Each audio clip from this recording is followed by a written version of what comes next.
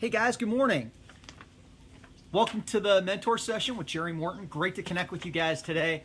Always a pleasure and an honor to be able to share with the tribe. Rocking my Most Will and I Will shirt from Nashville. It was great seeing so many of you guys out there and really connecting. I think we had such a really powerful time out there. And it was great to continue to keep that going forward with these mentor sessions and everything else.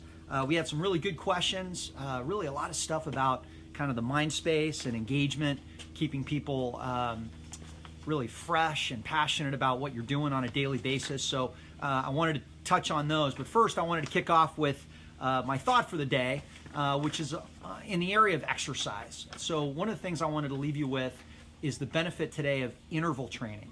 Fartlek is something that has been really popular in running circles for many years, and it's something that now recent research has applied to all exercise disciplines in telling people that doing shorter reps with rest more times can have tremendous benefits both cardiovascularly and with our mood and how we feel about ourselves and our overall motivation. So what I'd like to encourage you guys to try is to do some shorter, really intense interval stuff today if you can. Even running around the block really hard, doing something that's just really engaging hard for maybe a minute, 2 minutes, and then take a rest, and then maybe do it again. Do that 4 or 5 times. I like to swim, so this morning at 5 a.m. I did a 500 warm-up and then 10 100s with a nice 30-second rest on each one, and then 10 50s, and was working increasingly faster on each one.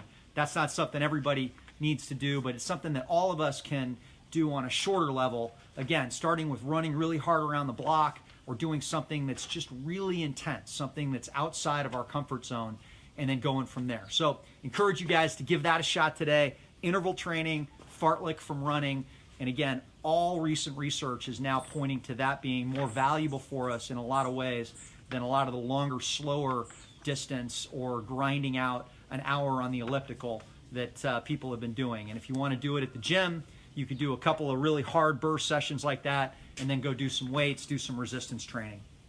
A question that we had on here is that had a lot of doubt from people surrounding their business, close people. This person's really good at keeping a positive mental mindset, not letting anything get them down or affecting their weekly or daily goals. But sometimes it does affect them. And they're writing down a list of what they're grateful for, which is an incredible step, really good to do, but haven't found it as effective as they'd like it to be. How can I achieve a thicker skin and keep my mental state positive? Is there a tool that can help me to immediately switch off negative feelings and sad emotions? So the first thing I would ask you to do is to go back to Tony Drockton's live stream and some of the stuff that he's been posting, which I've found personally to be some of the most compelling posts on this topic that I've been pleased to watch. He's had an incredible story, an amazing arc. He shares it very passionately and really speaks straight to this topic on a number of different things. He was also on MSNBC recently with an awesome story about some of these various issues. Exactly. Thanks, Tony. Great to see you on here listening. But really, I have tremendous respect for Tony Drockton, and he communicates a lot of this sort of soft challenge that we all face of really facing adversity head on and then continuing to push forward and make those calls, show up, engage on a daily basis, even if or especially if you don't particularly feel like doing it, knowing that those results ultimately are going to combine and compound over time to lead to great things. In addition to that, I think you hit on a really good point with the gratitude journal. It's something that a lot of people talk about. I understand you said that you're not getting the results that you might like initially. I'd encourage you to stick with that. That's not something that immediately pays dividends right away. Often it takes a little bit longer, but try to do it in the morning. There's an Artist Pages book that I really enjoyed that it's called The Artist's Way. And one of the things that they recommend in The Artist's Way is these morning pages where you wake up in the morning and the first thing that you do is, in her encouragement, you take 30 minutes and you just write for 30 minutes. Even if you have to write I don't want to write, I don't want to write, or I don't want to write. You just write, but you write for 30 minutes nonstop. And what that does is it gets all of the stuff that's in your head, all the things between your ears that are slowing you down, holding you back, out of your brain and onto the paper so that you can then go and continue with your day. And that's something that a lot of people have found to be really helpful, particularly when they're dealing with challenges like this, because a lot of times we can be our own worst enemy and we get too caught up in our heads and we ruminate and we think about the past, the future, a lot of these different things rather than the present. And doing those morning pages can help you to get past that. So it's one step kind of beyond the gratitude journal of just thinking about things that you're grateful for and just spending a half hour writing everything that's in your head down on that piece of paper. You can read The Artist's Way. It's on Kindle. And I think Amazon's got a special on it now too. But you can read that. But it really talks about just getting all that stuff out of our head so that we can be clear to then engage 100% in the now and in the day. So that's another recommendation that I might have for you. I'd also go back to some of the things that we talk about on a lot of these live streams of really the checklist of things that keep our energy and our mind space really where it needs to be. Eating a good diet, not over consuming sugars or carbohydrates, trying to lean toward lean protein, drinking plenty of water, making sure that you exercise. Exercise is even more important when we're in a difficult headspace or we're facing challenges in our lives. So be even more diligent about some of those blocking and tackling elements even than you are when things are going particularly well. So I definitely encourage those pieces. So recommendation to stay hungry, achieve more and more over the long term. A key ingredient to achieving bigger and bigger goals after reaching the goals that I set for myself. You know, I think this is a great point. There's a book called The Magic of Thinking Big, which I really enjoyed. I just finished the Amazon store, or the Everything store, Amazon and Jeff Bezos. It was an incredible book. And they highlighted a few times in that book how Jeff Bezos was the only person in the room thinking really big on multiple issues. He'd have his whole, they call it their S team, which was their senior team. That's the team at Amazon that makes all the decisions, the top leadership executive team at Amazon. And he would get with his S team, and multiple times on multiple issues. The Kindle was one, Amazon Web Services was another, the distribution centers was another. On all three of those issues, the entire S team was thinking very, very small. And Bezos came at it and challenged all of their thinking and thought so much bigger than any of them had any conception of thinking. And ultimately, his vision is what ended up coming about in the world, even though he was the only person thinking that big. So we almost can't think too big for ourselves, right? Most of us, I think, are limited to thinking small and trying to push ourselves to think beyond that next level.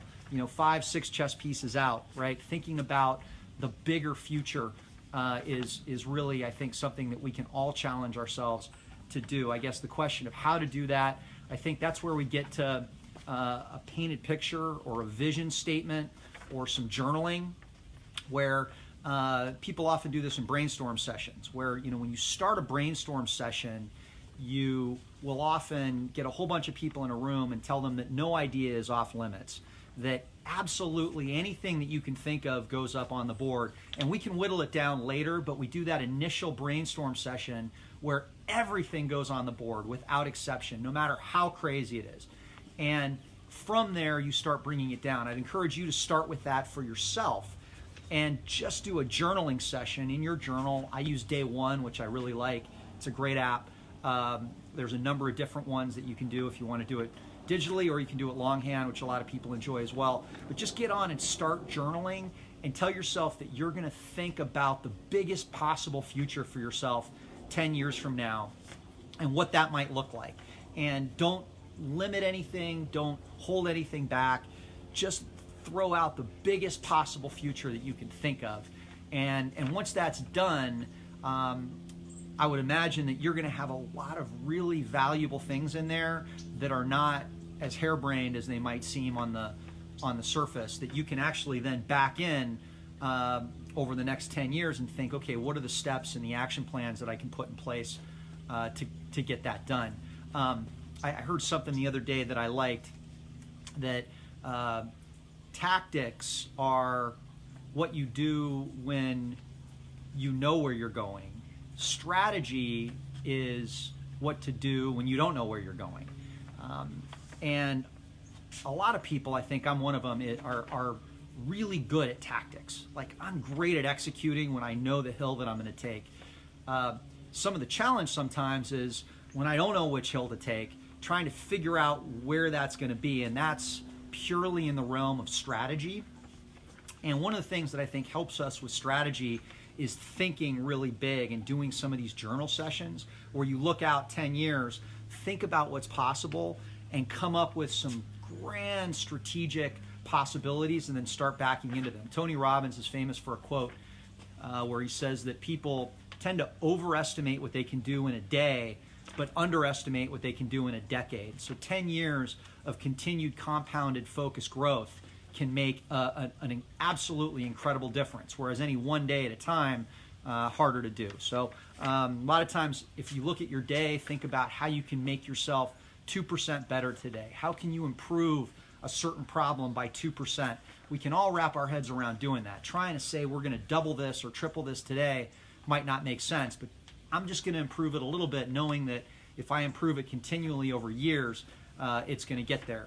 Look at the success that Tony's had, for instance. I just saw you jump on there, that you love day one. Some of the things that he's done have been things that have just compounded over years. And I know in my life that's certainly been true, where I look at problems where I just think they're bigger than I can ever chew off and surmount. And what I do is I just make lists, and I start going down the list and working my way and say, okay, I may not be able to solve this whole thing today, but I can solve this.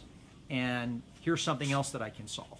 And let me make a list, and let me go through the things that I could do today, maybe the top 5 things that are going to move my life or this problem forward as much as possible. And I'm not going to go to bed today until these 5 things are done. And then tomorrow I'm going to come up with another 5 things and go from there. So I think we all have to work to maintain that passion, that hunger in our lives. Again, I think from a personal energy standpoint, diet, exercise, hydration, nutrition are key. From the mental standpoint, journaling, thinking big, coming up with a bigger vision. If your goals don't inspire you, they might not just be big enough, right? We all need to come up with a goal that's, Gilbert Brim said in a book called Ambition, that we need our goals to be at a level of just manageable difficulty in order to maximize our own fulfillment and ultimate happiness.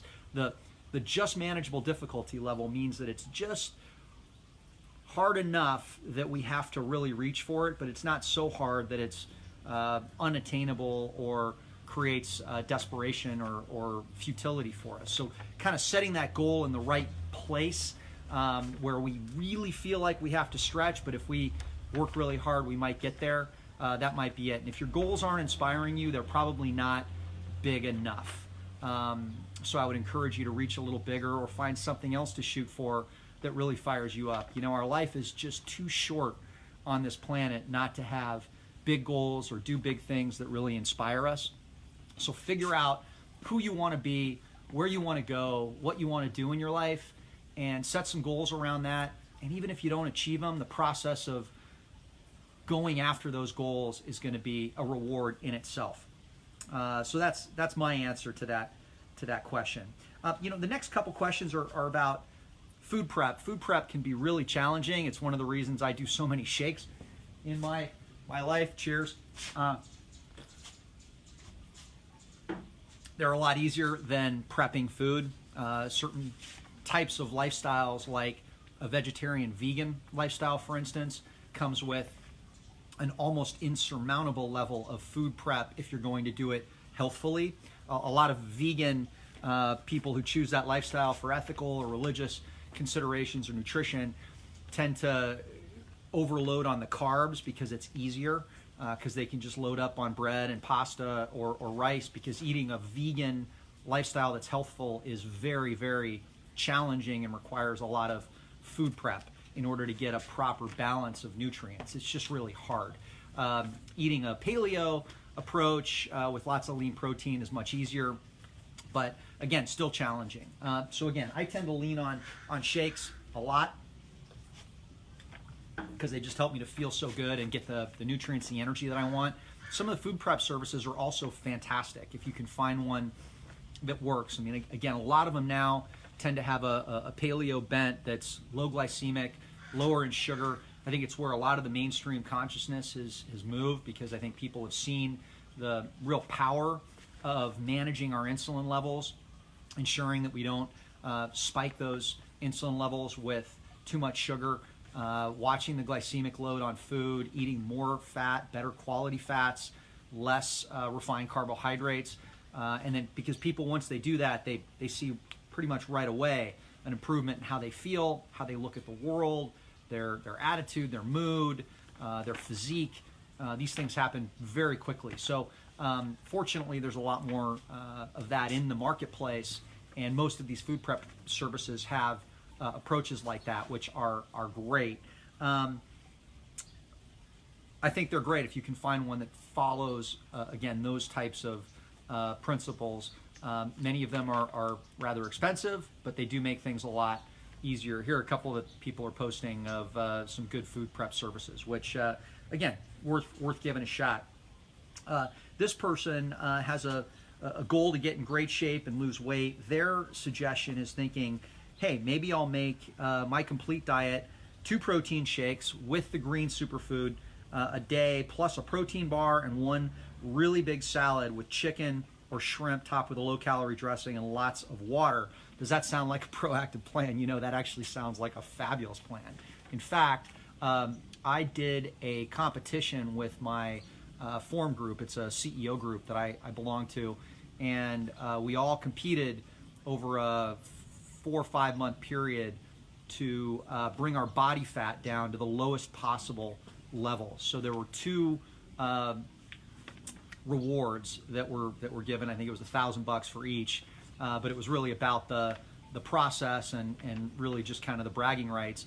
But it was the lowest total body fat at the end of the period, and the second was the lowest or the biggest change between where you were and where you ended up going to. So I ended up over that period going from 12% body fat down to 6.7% body fat, which ultimately ended up being by far the biggest delta, 40-some%, and also the lowest overall body fat by far in the group. I think the next lowest person was around 9. The way that I got there was following something very close to what you just outlined here.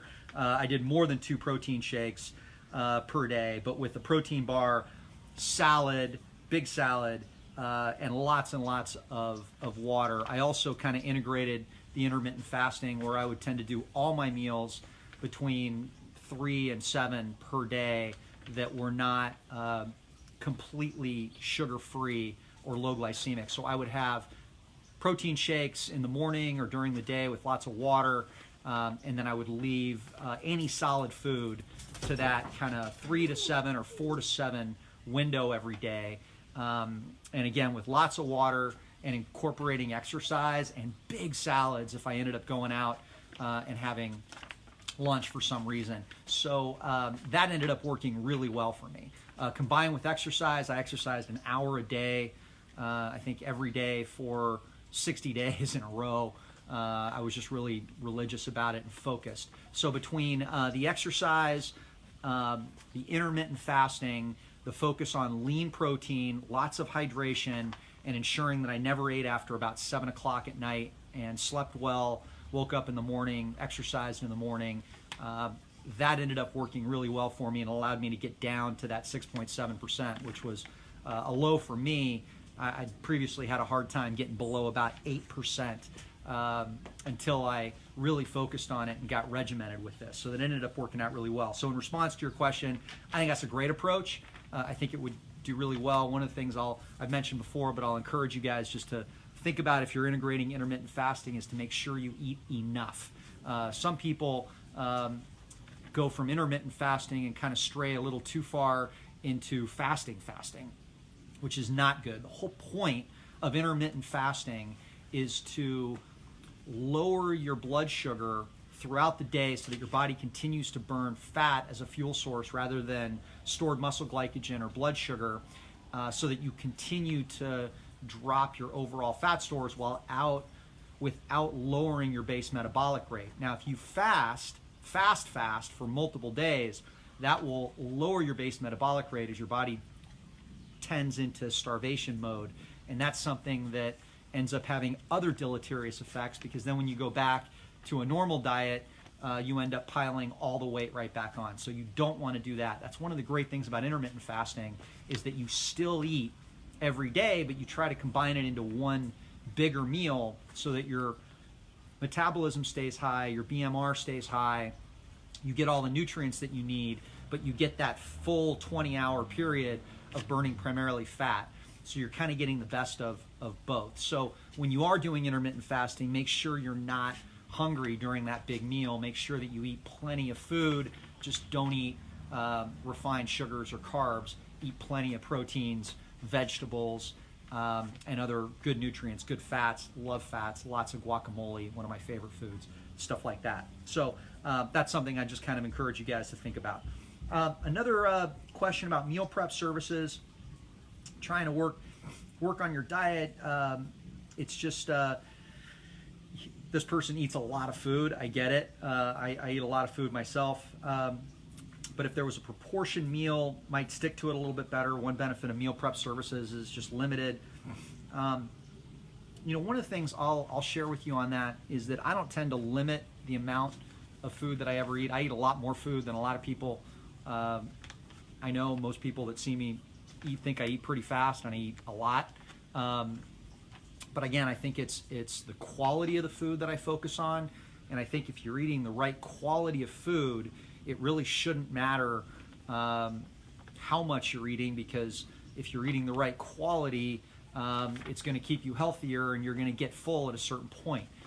You can only eat so many chicken breasts and good fats before your body really fills up, whereas pasta or sugars or bread, you can really eat almost limitlessly. And they're also much more calorically dense. So we want to kind of stay away from some of those calorically dense foods, eat more fiber, good fat, protein, and then our body sort of naturally figures it out. Just like when we get on a good sleeping rhythm, like this morning. I wake up at 4:30 in the morning to swim at 5 a.m. This morning I woke up, felt, gosh, I'm pretty alert. I looked over at my clock and it was 4:29 in the morning, 1 minute before my alarm was going to go off anyway to wake me up. And I'm sure we've all had those experiences, which is just kind of uncanny that our body would almost know. And I don't have a clock anywhere around that could see, but my body just sort of knew that that was the time. I think we've all had experiences like that. When we get into a rhythm, our body is almost smarter than our brain or than we are. We just get into this rhythm, and it amazes me every time I see it that happens, and it happens quite regularly. But I think our bodies are like that too. When we eat, once we get into a rhythm, when we eat the right foods, they will sort of naturally stop. You're never going to naturally stop eating ice cream because you're just going to continue to power that stuff down. But you will naturally stop eating chicken, vegetables, more healthful nutrients. So I think those are good. So meal prep services with regard to portion control, I can see the benefit, but ideally you wouldn't have to limit portions. Just make more chicken, make more vegetables, eat more quality food until you're legitimately full. And the meal prep services do make it easier, but there's a lot of easy things that you can fix. Again, lots of chicken breast. You can throw a ton of vegetables, a whole bag in a steamer. Protein shakes, obviously one of my favorites. Guacamole, I love. Raw nuts and seeds, fantastic, though it's easy to overdo those, particularly cashews or things that are salted. You can just kind of go a little overboard with those, so be careful. But again, lots of really good ways. Beans, there's some controversy on, but I think beans are fantastic. Another great source as well. So we are at 30 minutes. I will just leave you with a final thought to just be better today. Go back to the start where I said to focus on some interval work. go run around the block as fast as you possibly can, and then just see how that feels. See how all those endorphins flowing through your body, that adrenaline, just everything that it does. Do burpees. If you don't know what a burpee is, Google it up. One of the best exercises ever. You go down, you do a push-up, you jump up in the air. I'll do one really quick. You can do like 10 of those, and they will absolutely get your heart rate going. Again, that's kind of interval training as well. Or if you've got another sport that you like, just do it really hard for a short period of time, and then take a break, and then do it again. Try it maybe 5 times. Give that a shot, see how it makes you feel. I think you'll like it. And then overall, just try to be better today. 2% better, and over time, you'll be amazed at what you can accomplish. So thanks for joining me today. Humbled and grateful to have you here, and I look forward to the next time.